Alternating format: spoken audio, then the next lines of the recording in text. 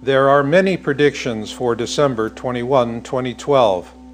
This is one more, and a regrettable one at that, because it predicts a day of fear and doom for the unprepared. For the prepared, it will weigh upon their souls, but not upon their resolve. Therefore, the first rule of predictions must be, always be mindful of them, but never live in expectation of them. Rather, view the world as it is, and trust in your own powers of observation and judgment. And know this, the greatest truths are, by necessity, simple. When they do appear, they touch us with a new sense of clarity and direction. Wait and observe patiently. In time, they will appear. But also know this, if they are not what you expect to see, you will not recognize them.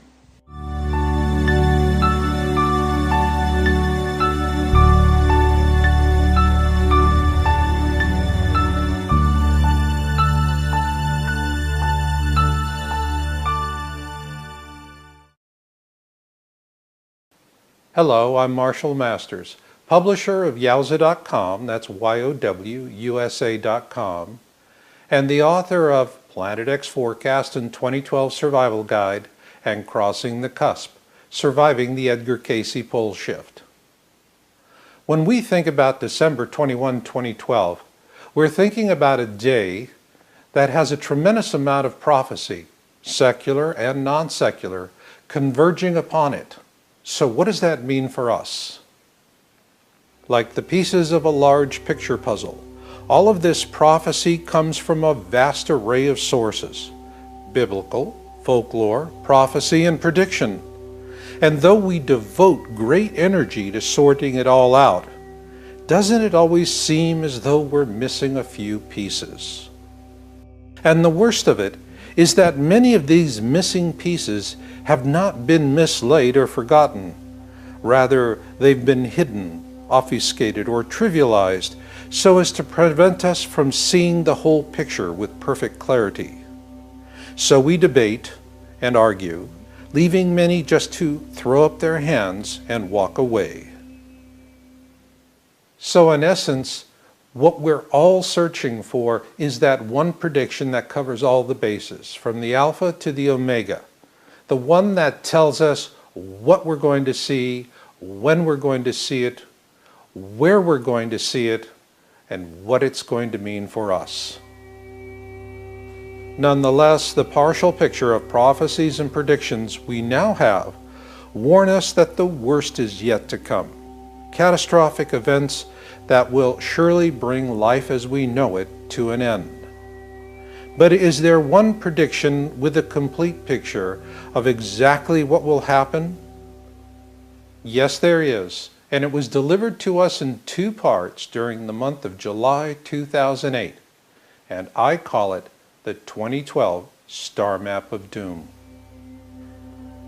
Nearly the size of 4 soccer fields, this two-part message in the Avebury 2008 crop circle formation comes from an intelligence other than our own.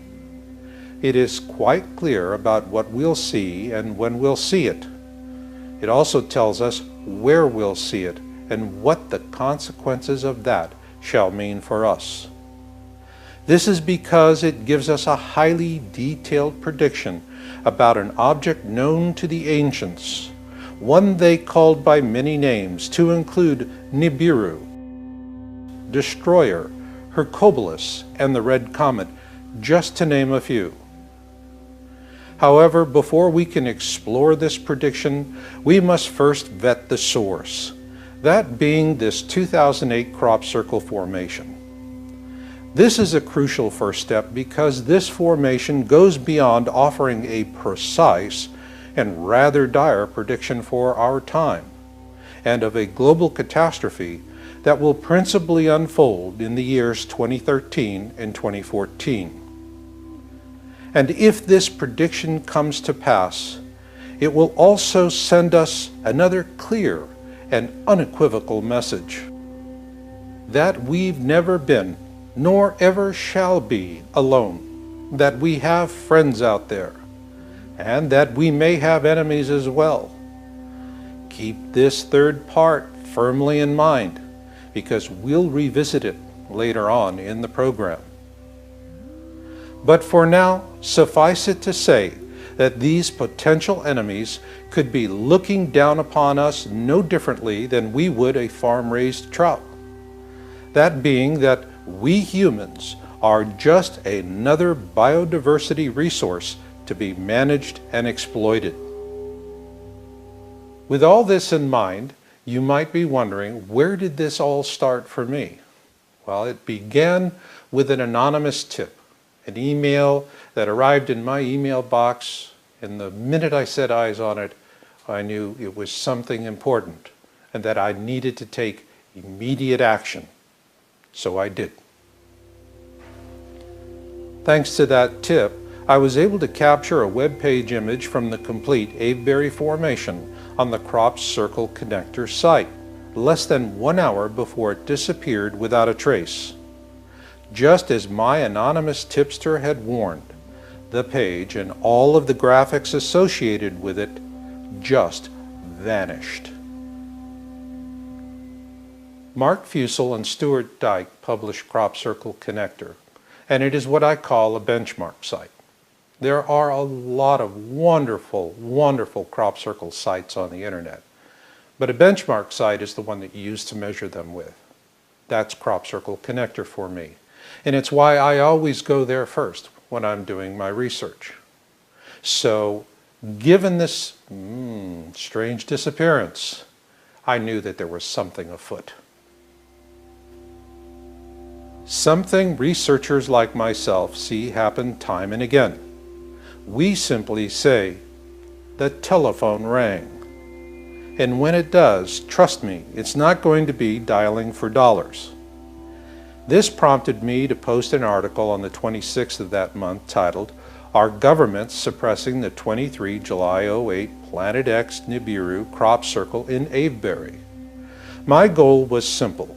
I wanted to call attention to this mysterious and sudden disappearance. And sure enough, 10 days later, the page reappeared on the Crop Circle Connector site. To this day, neither Mark Fusel nor Stuart Dyke of the Crop Circle Connector site have ever refuted my public claim that they had come under pressure to pull their page. So what's to be made of that? Well, these things just happen, and when they do, you've got to move through it. Besides, all this interference has its upside as well. A cover-up tells you that you're onto something. In this case, the existence of a cover-up says two things. The first of which is that the Avebury 2008 formation was indeed authentic. That being, it was not man-made. In which event we must ask, is authenticity alone sufficient reason to warrant a cover-up effort? Well, of course not. This is because it is also obvious that the Avebury 2008 formation was like a cosmic message in a bottle. It washed up on the farmland of England with an urgent message to us for these times. That if you are standing in the fields of Avebury, England on December 21, 2012, look at the setting sun, and then 45 degrees right, 45 degrees up, and there you go. You'll know the worst is to come in 2013 and 2014. This is because when we see this object on December 21, 2012, it will be at its point of perihelion, that point in its 3,600-year orbit where it comes closest to the Sun. At this time, it will begin its transit of what I call the kill zone for Earth. The kill zone ranges from between the object's point of perihelion and the point at which its orbit crosses the ecliptic, the plane of our solar system. While it will never strike our planet, the electrical interactions between this object and our Sun during this kill zone transit will be fearsome, like nothing we've ever seen before. Ergo, if this prediction comes to pass, January 31, 2012 will be the last time we see the ball drop in Times Square, and for many years to come, if ever again. All of this is carefully and methodically explained in my book, Crossing the Cusp, Surviving the Edgar Cayce Pole Shift. The first third of the book is principally devoted to a step-by-step decoding of the message in this formation. Now let's take a look at a few of those illustrations to see what I mean. The first part of the formation was reported on the 15th of July, 2008. Note that the major planets in our systems are perfectly aligned to the date of December 21, 2012. Therefore, the first part of this formation serves as a date stamp for the purpose of this prediction, the when, if you will. The what is revealed in the second part of the formation. Reported on the 22nd of July 2008, the second part of the formation tells us that we will see what appears to be two suns in the sky, and that after that, our planet will be hammered by brutally catastrophic solar storms. Also consider this: though both parts of this formation appear days apart, they nonetheless overlay each other with absolute surgical precision. And together, both parts reveal a crop circle formation that is nearly the size of 4 soccer fields. Now that's big. So if the crop circle makers needed to create a formation this large, then we have to ask the question, how bad could it be for us? The film Knowing, a 2009 blockbuster, is famous for the last scene in which we see the end of life on the surface of our planet. The movie closes with a very dramatic graphic in which we see a solar storm devastating the surface of the Earth. But I think there's another graphic used in the film that's going to be a lot more useful to us in terms of this dialogue.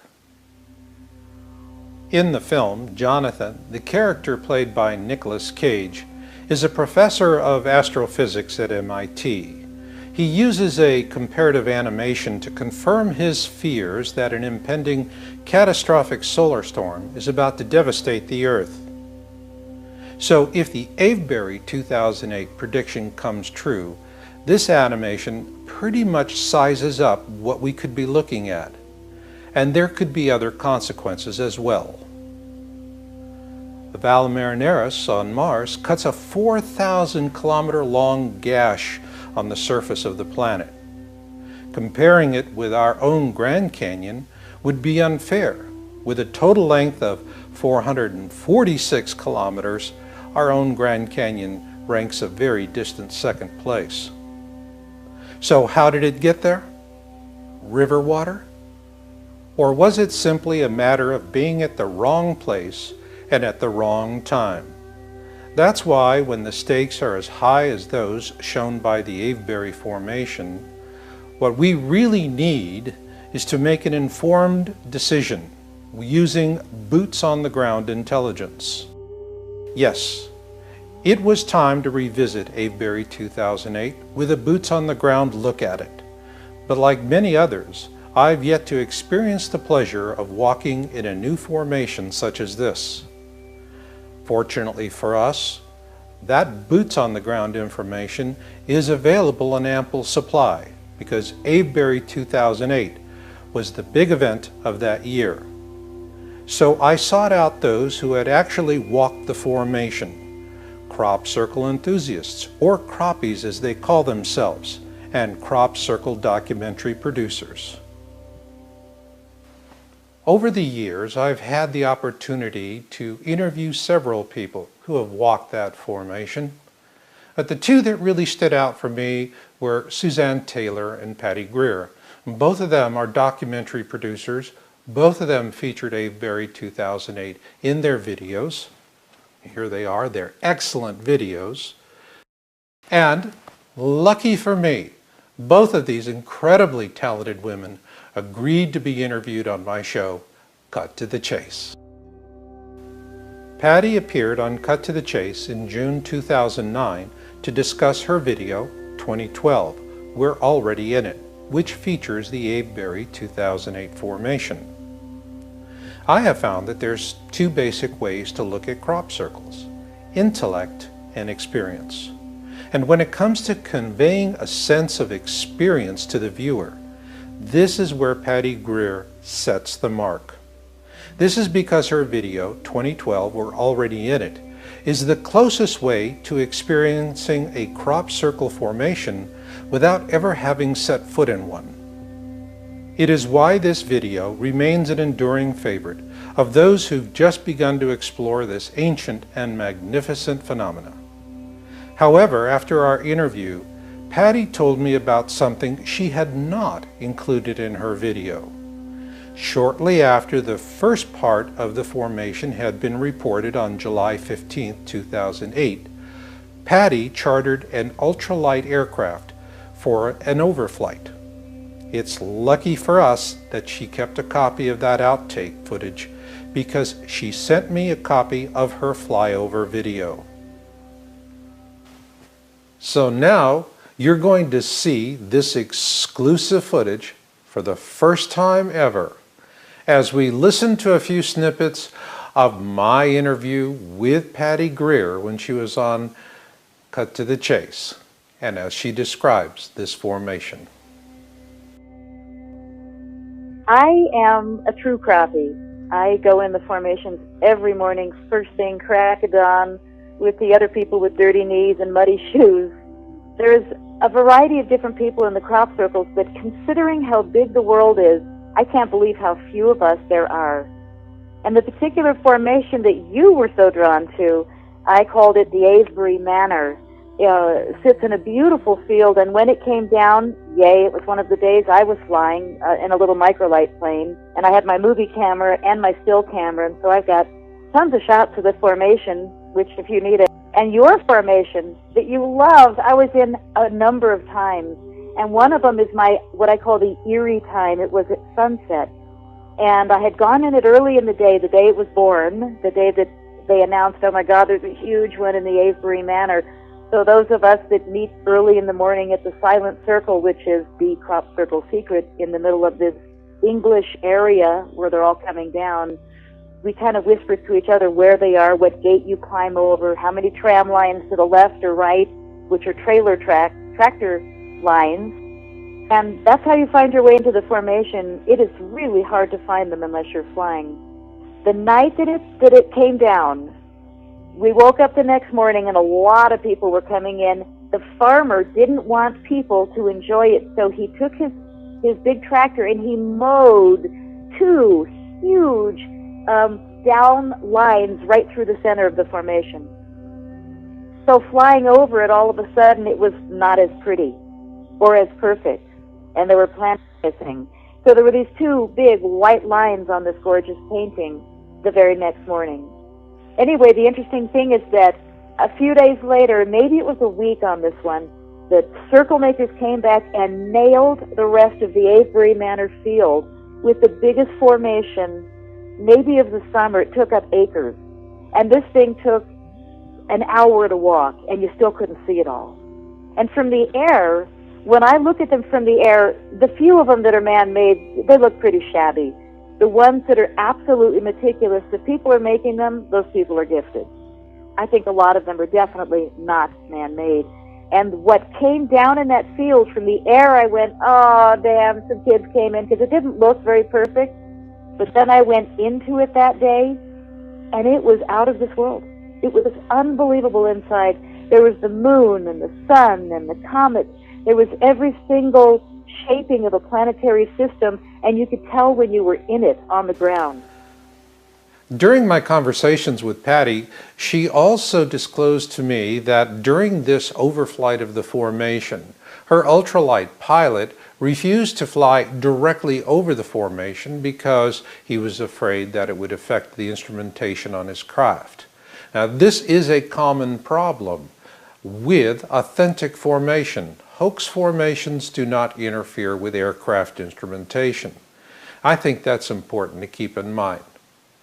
Now let's move on to our next person, Suzanne Taylor. Like Patty, she too is a talented documentary producer and a dedicated boots-on-the-ground crop circle researcher. Where Patty gives us a sense of experience, Suzanne Taylor has a unique gift for painting a big picture story of crop circles on an intellectual level. This is important because she presents information that is intentionally withheld from the public by mainstream sources such as National Geographic, which is now viewed by most croppies in England as an elitist propaganda mill when it comes to crop circles. For example, did you know that authentic formations have been observed by numerous people as they are formed?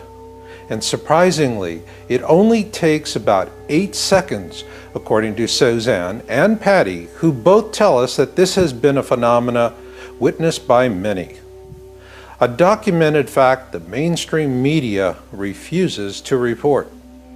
I interviewed Suzanne in January 2010 on my Cut to the Chase show. During that interview, we focused on her criteria for judging a crop circle to be authentic. In other words, one that is not man-made. So now let's listen to an excerpt of Susan's interview on Cut to the Chase as we look at a few of the clips from her documentary. Question I would have to you is that we talked about this era of authenticity issue on Crabwood 2002. Are you hearing these same kind of authenticity issues with Avebury 2008? Not at all. In fact, in my film, I wanted to be very careful not to include ones that were considered controversial. And in fact, I took one out that was for a long time considered one of the gems of the crop circle world. And then I discovered there was no question about it being hoaxed. It was that spider web outside of Avebury that came in 2 nights, one the web and then the spokes in another night. And the community was by and large in awe of that. And also because it came in 2 nights, like, oh, something new, it came in 2 nights. Oh, how fascinating. And then just not all that long ago, the people who were responsible for it came forward or were revealed or some such. I had it in my movie. I took it out. I didn't want to put anything in my film that bore that kind of questionable stamp, and I've got that 2012 one in there because nobody's saying anything about that one that questions its authenticity. In her documentary, Suzanne uses some images from the Crop Circle Connector website, just as I did. And that's part of her explanations. So let's listen to what she said. In July of 2008, the circle makers pointed us at 2012. They gave us a formation which shows the orbital relationships of the planets in our solar system in December of that year.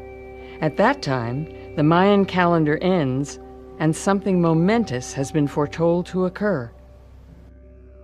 This now brings us full circle back to a point made earlier in the program, that if the predictions contained within the Avebury 2008 formation come to pass, that we'll be seeing what appears to be 2 suns in the sky on December 21, 2012.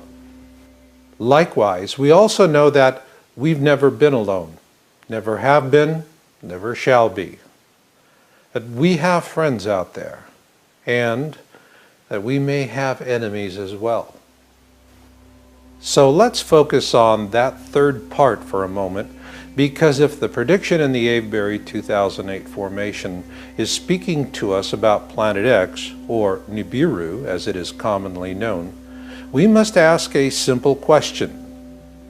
Is there a connection between Nibiru and the Anunnaki? And if so, what does that mean to us? The first time I asked myself this question was in 2002. At the time, there were a large number of people expecting a flyby of Planet X in the summer of 2003. However, in 2002, those of us on the Yowza.com research team did not see any physical evidence to support that claim, and we reported this on our website.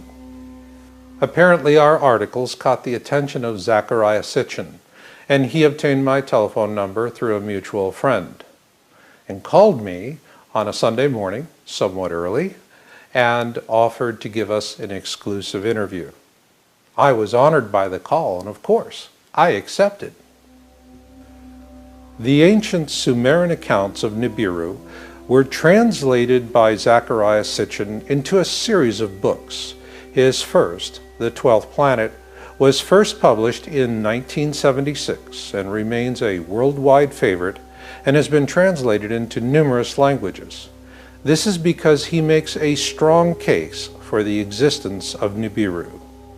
In June 2002, we published our interview with Sitchin and likewise maintained our standing view that we saw no basis for a Planet X flyby in 2003, which in fact did not happen.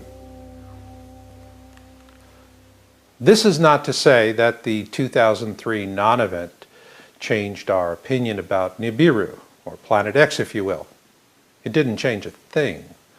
Not for us, nor for Sitchin. Sitchin maintained its existence up until the day he died, and I still continue to maintain that it does exist. So with that in mind, let's ask the poignant question. What is Sitchin telling us? According to his translations of the ancient Sumerian texts, extraterrestrials called the Anunnaki are responsible for the missing link in human evolution. In other words, we Homo sapiens are a genetically engineered hybrid slave species. Let's be honest. Given that we live in a genetically modified world, how shocking can this idea really be? Well, if you're a theological fundamentalist, what Sitchin has to say is pretty shocking. And it's probably something you're not going to want to listen to or let anyone else listen to. But let's take that and set it aside.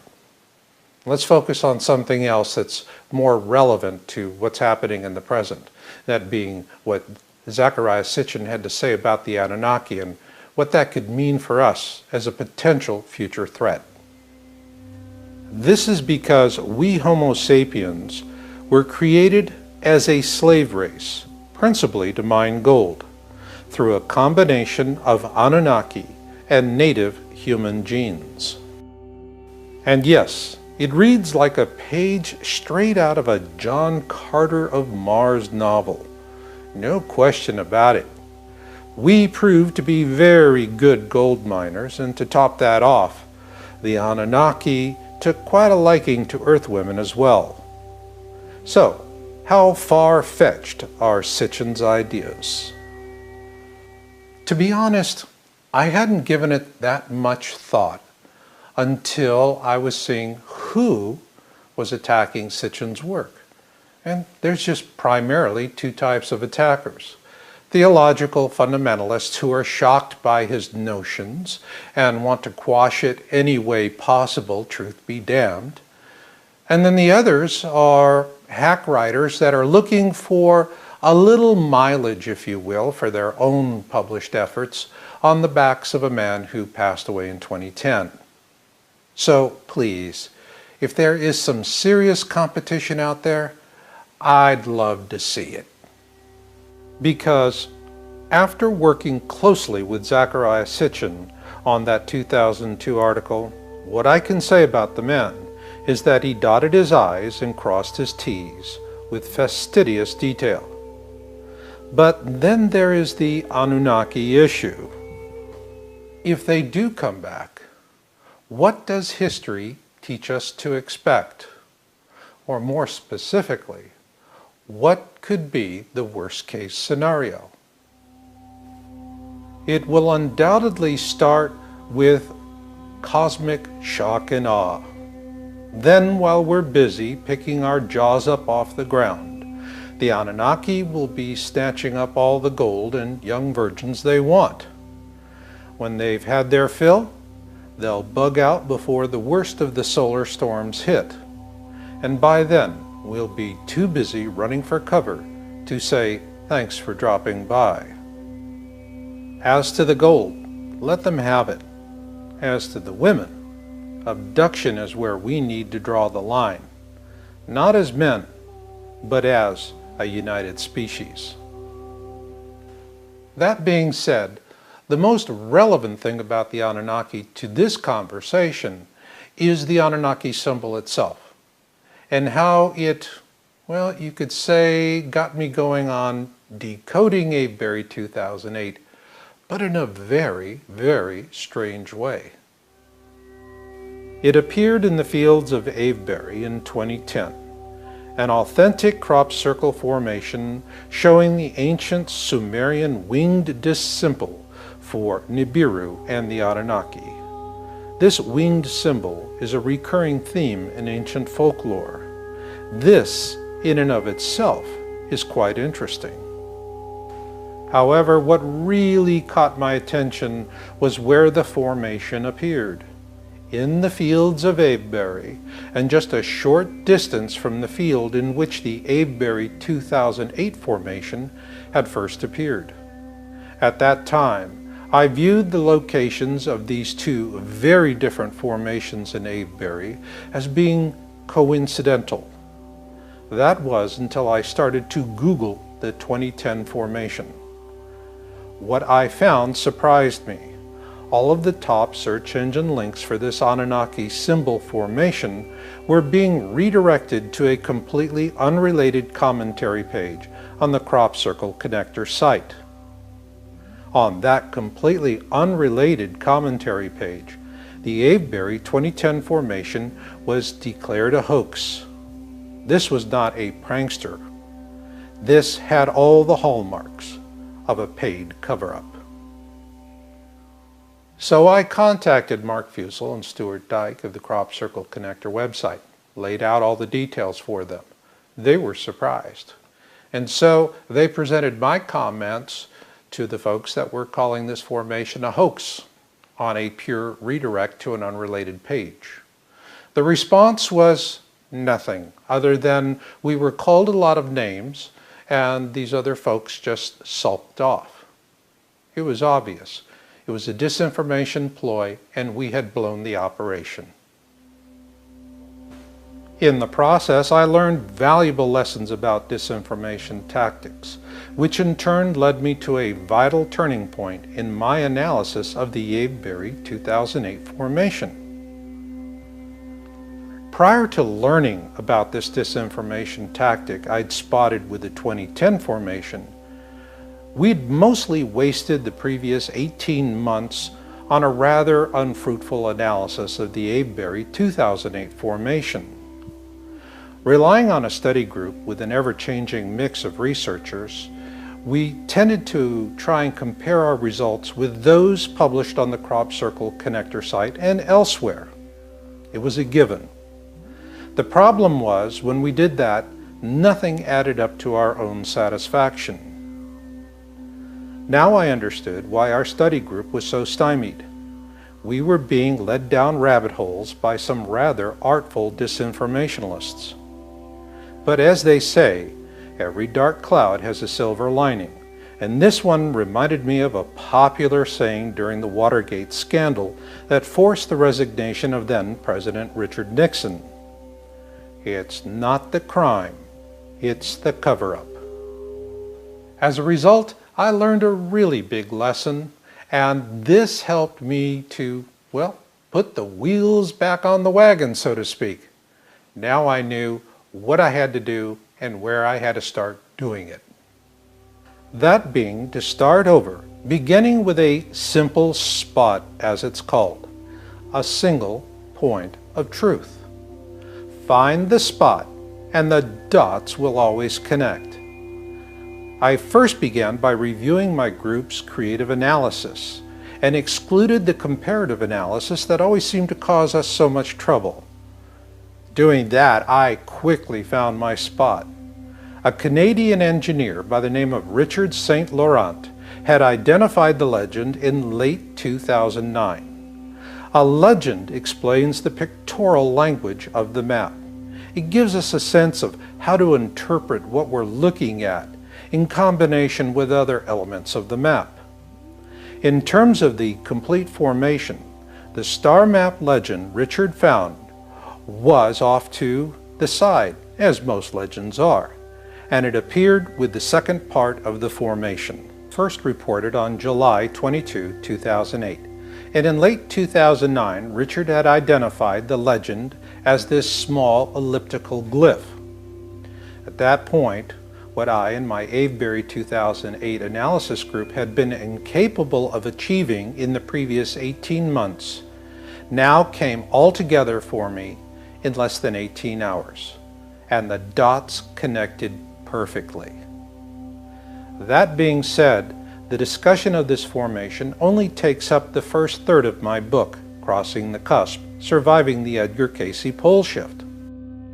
What I do in the remaining two-thirds of the book is to focus on ways to survive what I believe could be the single greatest dieback event in the history of our species. A pole shift as predicted by the sleeping prophet Edgar Cayce. But how could it happen? If Edgar Cayce's pole shift prediction comes true, I believe it'll be primarily a solar-driven event. It's rather simple.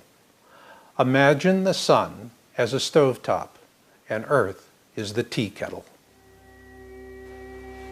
An onslaught of energy from violent solar storms begin pounding the Earth without mercy, which in turn sets things to boil, so to speak. So, what could that cause?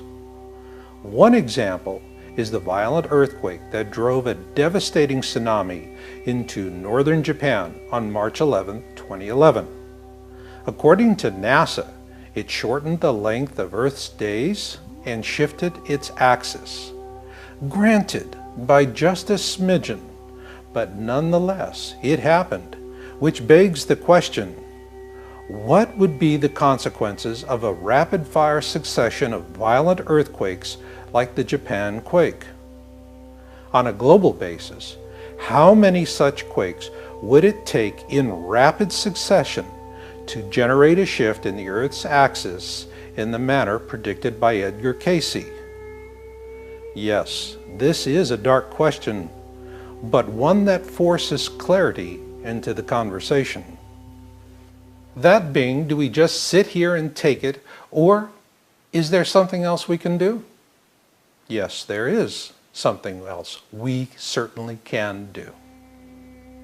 If this prediction comes to pass, we cannot hope to avoid what's coming, but we can dramatically mitigate it. In other words, it doesn't have to be as bad as it could be, thanks to something I call an intention vortex. In my book, Crossing the Cusp, Surviving the Edgar Cayce Pole Shift, I describe a global event called an intention vortex, the goal of which is to slightly alter the orbit of a small unstable moon or satellite in orbit around a larger object, such as Planet X, the result being a more survivable flyby event.